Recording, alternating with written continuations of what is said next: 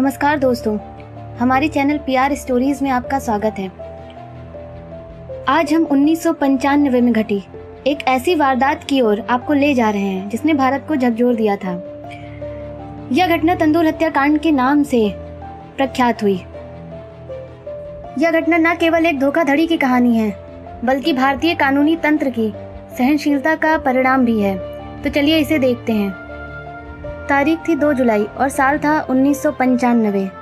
समय हो रहा था रात के 11 बजे, जब कुछ गली के कुत्ते दिल्ली की अशोका रोड की सुनसान सड़क पर दौड़ रहे थे। हम तभी आसमान से भारी मात्रा में धुआं निकलता हुआ देखते हैं, जो कि एक होटल के अंदर से आ रहा था।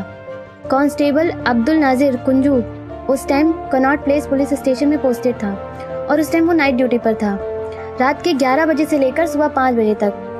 उस दिन वह 10 मिनट पहले ही अपनी ड्यूटी पर रिपोर्ट करता है। वह अपनी ड्यूटी पर अपने पार्टनर चंद्रपाल से मिलता है और पूछता है कि क्या तुम पेट्रोलिंग के लिए रेडी हो, और फिर दोनों निकल पड़ते हैं पेट्रोलिंग के लिए। अब समय हो रहा था लगभग 11:15।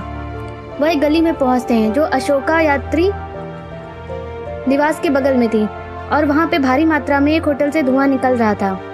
दोनों उस होटल के सिक्योरिटी गार्ड के पास पहुंचते हैं। तभी एक आदमी उनको होटल के एंट्रेंस पर रोकता है और बोलता है, हम यहाँ पे बस पुराने इलेक्शन के पोस्टर को जला रहे हैं, परेशान मत होइए, यह जल्दी खत्म हो जाएगा। चिंता मुक्त होकर और केयरफुल रहने का बोलकर कुंजू वहाँ से चला जाता है और फिर वे दोनों पेट्रोलिंग कंटिन्यू करते हैं। जब वे अचानक से एक चीखने की आवाज़ सुनते हैं, आग आग। दोनों मुड़ते हैं तो देखते हैं एक सब्जी बेचने वाला उस होटल के अंदर से आती हुई आग की तरफ इशारा कर रहा था और बोलता है होटल में आग लगी हुई है। भारी मात्रा में धुआं और आग को दीवार से बाहर आता हुआ देखकर Kunju near by telephone booth पर जाता है और वहां पे जाकर 100 नंबर पे कॉल करके पुलिस को बुलाने का सोचता है, लेकिन टेलीफोन बूथ बंद रहता है। तो वह चंदर से कहता है कि तुम यहीं रुको, मैं जा रहा हूँ अपने वायरलेस पे कॉल करने। फिर वह वहां से चला जाता है। जब कुंजू वापस आता है तो एक अजीब सी महक उसे आग से आते हुए महसूस होती है और आग अब और ज्यादा बढ़ चुकी होती है। इस बार कुंजू उस होटल की दीवार से कूदकर अंदर जाता है और देखता है कि वहां पे 2 लोग उस रेस्टोरेंट के तंदूर के पास खड़े होकर आग को फैन कर रहे थे। तभी कुंजू एक आदमी के पास जाता है जो कि उस होटल का मैनेजर केशव कुमार था। उससे कुंजू पूछता है कि यह क्या हो रहा है, आग बहुत ही खतरनाक है होटल के लिए। केशव कहता है यह पुराने राजनीति बैनर्स और पेपर्स हैं जो हम जला रहे हैं। कुंजू उस दूसरे आदमी को पहले आदमी के रूप में पहचानता है जो उसे रेस्टोरेंट के गेट पर मिला था। बाद में पता चलता है कि उसका नाम सुनील शर्मा है। आग के पास उसे और ज्यादा अजीब सी महक आने लगती है। तभी आग में उसे कुछ दिखाई देता है जिसे देखकर वो चौंक जाता है। धीरे धीरे वो और उसकी तरफ जाता है। फिर अब जो वो देखता है उसे देखकर उसकी रूह तक कांप जाती है। वह एक इंसानी धड़ को दूर से लटकता हुआ देखता है। तो चंदर और वो मिलकर उस आग को पानी से बुझाते हैं और फिर देखने में पता चलता है कि वहाँ एक आधी जली हुई बॉडी थी। शरीर के नीचे की त्वचा जल चुकी थी। कुंजू बात के एक इंटरव्यू में याद करते हुए बताता है कि उस समय मेरे रोंगटे खड़े हो गए थे जब हमने देखा कि वहाँ एक बॉडी जल रही है, जो कि एक औरत की बॉडी लग रही थी जिसके पैर आधे जले हुए थे और उसकी आंतें तक बाहर आ गई थी। सुनील शर्मा मौके वारदात से भाग गया। ACP Ashok Kumar, additional CP Maxwell और बाकी सीनियर ऑफिसर्स उस मौके पर वहां पे पहुंचे और दूसरे दिन की चौंका देने वाली हेडलाइन थी कि भारत की राजधानी में एक रेस्टोरेंट में एक लाश जलाई जा रही थी पूर्व में, और वो लाश थी नैना साहनी की। कैसे एक सुंदर 29 साल की नैना साहनी मार दी गई और रेस्टोरेंट के तंदूर में जला दी गई। उसके लिए हमें कुछ समय पहले जाना पड़ेगा और उसके हस्बैंड सुनील शर्मा के बारे में जानना पड़ेगा। सुनील शर्मा एक लोअर मिडिल क्लास फैमिली में पैदा हुआ था। उसके फादर बैंक क्लर्क थे और घर में अकेले कमाने वाले थे, लेकिन सुनील के अरमान बहुत बड़े थे। जब वो कॉलेज में था वह राजनीति में छात्र नेता के रूप में सक्रिय था और 1975 के इमरजेंसी के दौरान वह राजनीति में और ऊपर आया। कांग्रेस के छात्र कार्यकर्ता उसे चाकू मार कहते थे क्योंकि वह अपने प्रतिद्वंदी छात्र नेताओं के पोस्टर को चाकू से फाड़ दिया करता था। धीरे धीरे उसका रुतबा बढ़ने लगा और अब वो एक लाइसेंसी रिवॉल्वर लेकर चलने लगा। सुशील दिल्ली यूनिवर्सिटी के सत्यवती कॉलेज के छात्र संघ का अध्यक्ष था और बाद में 1977 में दिल्ली यूथ कांग्रेस का चीफ बन गया। सुशील बहुत ही चालाक आदमी था और जानता था कि किससे दोस्ती करनी है और किससे दूर रहना है। वह पार्टी के प्रति बहुत ही ईमानदार और बहुत ही मेहनती कार्य करता था और यहीं पे उसकी मुलाकात नैना साहनी से 1989 के आसपास होती है। सुशील की तरह ही नैना साहनी भी लोअर मिडिल क्लास बैकग्राउंड को बिलोंग करती थी। वह हमेशा से ही राजनीति में रुचि रखती थी। एक दिन नैना और उसके दोस्त दिल्ली के श्यामा प्रसाद मुखर्जी कॉलेज की कैंटीन में बैठे हुए चाय पी रहे थे और उसके दोस्त उसे चिढ़ाते हुए कहते हैं कि तुम्हें ऐसा कोई भी आदमी नहीं मिलेगा जो तुम्हारे लिए सही होगा। सब हंसने लगते हैं और तब सबकी बात का विषय उनके होने वाले पतियों की तरफ मुड़ जाता है और सब राजी होते हैं कि नैना कभी भी अपने होने वाले पति के सामने झुकेगी नहीं। नैना उस समय तक राजनीति में सक्रिय हो चुकी थी, लेकिन कुछ समय के लिए वो राजनीति से छुट्टी लेकर पायलट की ट्रेनिंग के लिए चली जाती है और बहुत जल्द वो राजनीति में वापस आती है और उसने दिल्ली यूथ कांग्रेस को ज्वाइन कर लिया था जनरल सेक्रेटरी के पद पर। उसने बहुत सारे पार्टी नेताओं के साथ काम किया और उस टाइम वो करीम के करीब आ गई। दोनों एक दूसरे के प्यार में पागल थे, लेकिन दोनों के धर्म अलग होने की वजह से दोनों की बात आगे नहीं बढ़ सकी और नैना ने यह कहकर उनके रिश्ते को ख़त्म कर दिया कि हमारा परिवार इस रिश्ते के लिए राज़ी नहीं होगा। वो दोनों अलग हो गए, लेकिन हमेशा अच्छे दोस्त बनकर रहे। वहीं दूसरी तरफ सुशील नैना को अपनी तरफ आकर्षित करने की कोशिश करने लगा और धीरे धीरे एक रिश्ते के टूटने के बाद वह सुशील के प्यार में पड़ गई। कत्ल के 2 साल पहले दोनों ने 1993 में दिल्ली के बिरला मंदिर में शादी कर ली, लेकिन सुशील उनकी शादी को गुप्त रखना चाहता था। उसने अपने दोस्तों से कहा था, मैं तब इस शादी को दुनिया वालों के सामने लेकर आऊँगा जब मैं कुछ बन जाऊँगा। लेकिन समय के साथ साथ धीरे धीरे उनकी शादी में दरार पड़ने लगी। सुशील को ताकत और दूसरों को झुकाकर रखना पसंद था, लेकिन एक स्वतंत्र और खुले विचारों वाली महिला थी। वह किसी के सामने झुकने नहीं वाली थी। वह अपना करियर और नाम चाहती थी।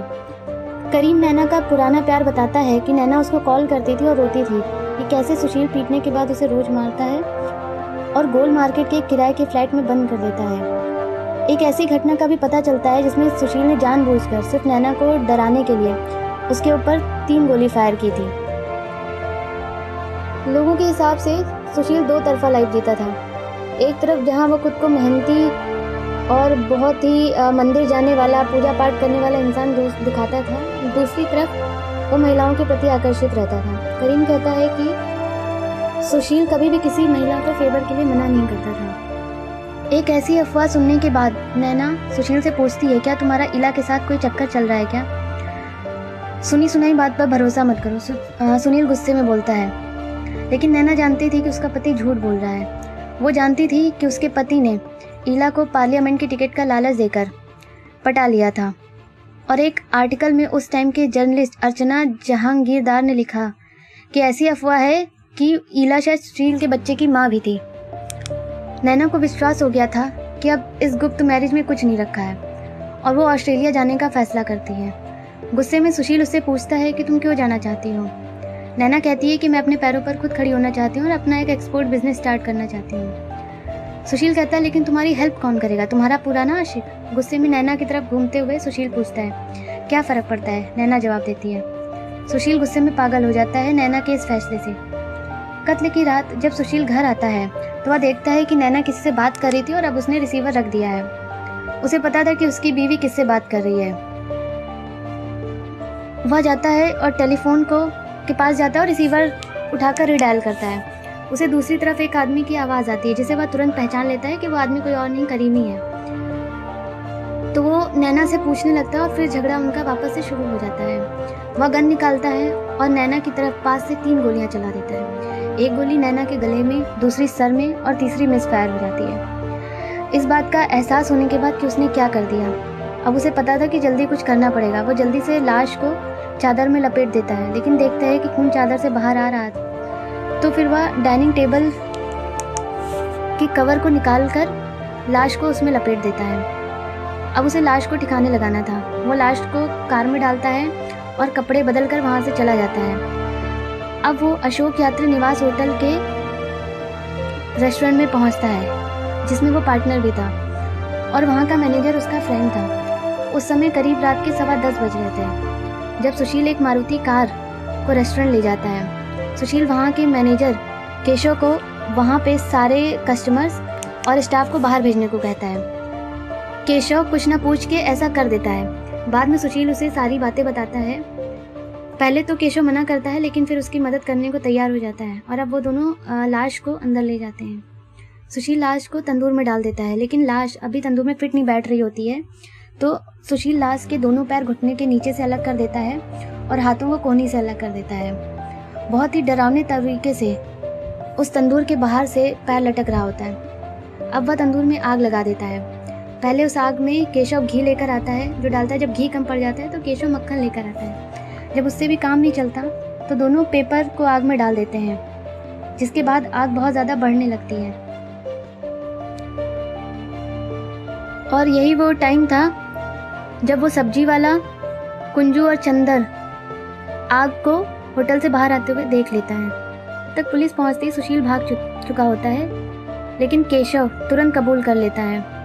21 दिसंबर को दिल्ली हाईकोर्ट एक खोजी दस्ता सुशील शर्मा को ढूंढने के लिए लगा देती है। करीम नैना की लाश को उसकी नाक और उसके हेयर स्टाइल से पहचान लेता है। पहला पोस्टमार्टम होता है नैना का लेडी हार्डिंग मेडिकल कॉलेज में। यहाँ यह पता चलता है कि उसकी मौत जलने और अधिक खून गिरने की वजह से हुई। यह बहुत ही चौंकाने वाला खुलासा था। अब उसके बाद दूसरे पोस्टमार्टम का ऑर्डर दिया जाता है उस टाइम के दिल्ली के उपराज्यपाल के द्वारा। इस बार पोस्टमार्टम में सामने आता है कि नैना को 2 गोली लगी थी, और अंत में दूसरे पोस्टमार्टम से असली कहानी सामने आती है। 9 दिन बाद सुशील शर्मा बैंगलोर में सरेंडर कर देता है। उस समय वह सर मुंडवाए हुए होता है और कहता है कि उसे कत्ल के बारे में कुछ भी नहीं पता, क्योंकि वह तीर्थ यात्रा पर गया होता। लेकिन जब पुलिस उससे उस अजमेर के मंदिर का नाम पूछती है जहाँ पे वो गया था, तो वो कुछ बता नहीं पाता और कहता है कि रात में उसे कुछ दिखा नहीं, और उसे नहीं पता कि वो कौन सी मंदिर थी। वो कहता है कि पहले वो जयपुर गया था और वहाँ उसने बॉम्बे की फ़्लाइट ली थी, फिर वो मद्रास चला गया, और यही वो जगह है जहाँ पे उसने पहली बार सुना कि उसके ऊपर उसकी ही बीवी के कत्ल का आरोप है। और तभी सुशील एस अनंत नारायण को उसके वकील के रूप में नियुक्त कर लेता है, जो तुरंत ही सुशील की अंतरिम जमानत की याचिका दाखिल कर देता है। और फिर सुशील दावा करता है कि वह वेंकटेश्वर मंदिर में गया था, जहां पर उसने अपना सर और मूछें मुंडवा दी। वह प्रसाद का टिकट भी प्रस्तुत करता है। इसके बाद वह और उसका वकील दोनों बेंगलोर जाके सरेंडर कर देते हैं। पुलिस जानती थी कि वह झूठ बोल रहा है। 27 जुलाई 1995 को पुलिस एक चार्जशीट दाखिल करती है।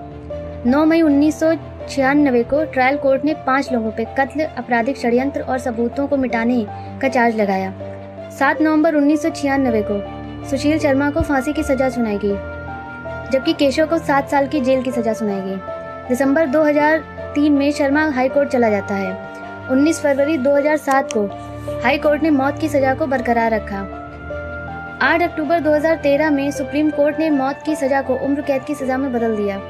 21 दिसंबर 2018 को दिल्ली की हाई कोर्ट ने शर्मा के रिहाई के ऑर्डर दे दिए और 22 दिसंबर 2018 को सुनील शर्मा तिहाड़ जेल से 23 साल बाद बाहर आ गया, अपनी उम्र कैद की सजा काटकर। एक लड़की जिसके कुछ अरमान थे जिंदगी में, जो कुछ करना चाहती थी, लाइफ में कुछ बनना चाहती थी, उसका इतनी बेरहमी से कत्ल कर दिया गया, सिर्फ एक शक के लिए। तो दोस्तों, इसी के साथ आज हम अपने वीडियो को समाप्त करते हैं। वीडियो कैसा लगा वो हमें कमेंट में लिख के ज़रूर बताएं, और हमारे चैनल को सब्सक्राइब करें और वीडियो को लाइक करें। धन्यवाद।